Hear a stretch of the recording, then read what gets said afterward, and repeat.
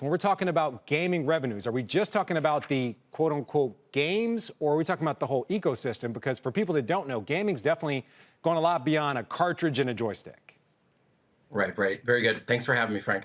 So, so my forecast includes all the spending on software and services, so subscriptions as well as downloaded games, free-to-play games.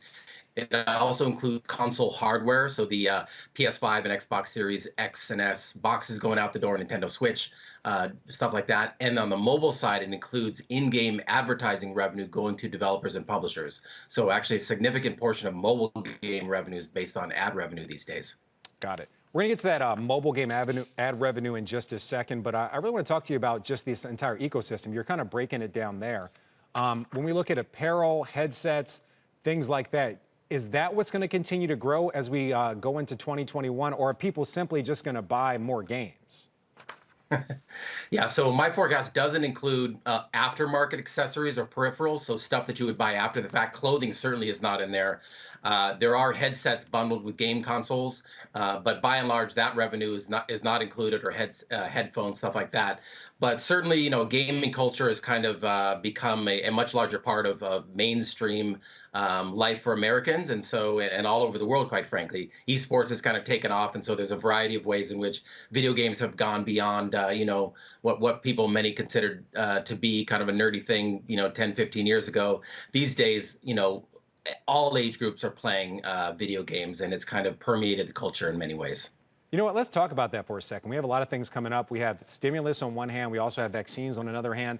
And as you mentioned, gaming has made a transition. It's not just necessarily playing. It's also watching or sharing about it on social media and things like that. How do you see vaccines impacting the entire gaming industry going forward? Because before the pandemic, we actually had people gathering in stadiums to watch people play video games. So would that continue after we have a vaccine? Would that become even bigger because people have that pent-up desire to get out and interact? Right. Well, I certainly think that once these vaccines get out there and they get, presumably they do have the efficacy that we've seen, and they're relatively affordable, over the next year, I'm projecting that there will be an elevated spending on video games through 2021, because I think it will be a relatively slow rollout, and therefore, people getting together like they used to, going out to restaurants, going out to movies, going out to, all sorts of social gatherings, including esports types events.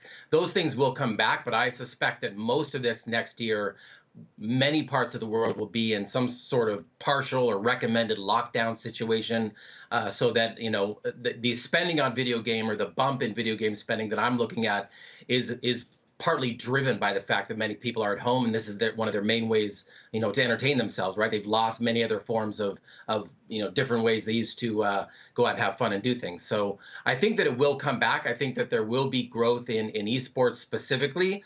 But in the meantime, right now, esports has really taken it on the chin, because yes, physical events have gone away just as they have everywhere else. And so a lot of the publishers involved in that have scrambled to move those sorts of events online.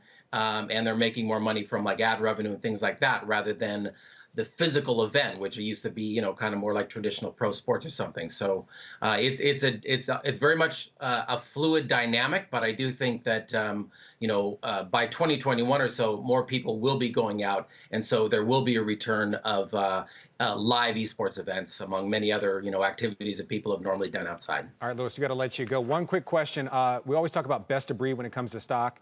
I'm a big Madden person, so for me it would be EA. What's your pick on the best video game stock? Wow.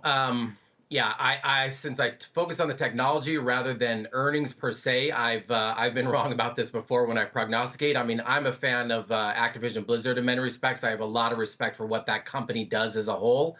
But the whole expectations versus reality thing, there tends to be a gap there. So they're doing well as far as revenue goes, and there has been a bump in terms of revenue at Activision Blizzard since the onset of the pandemic.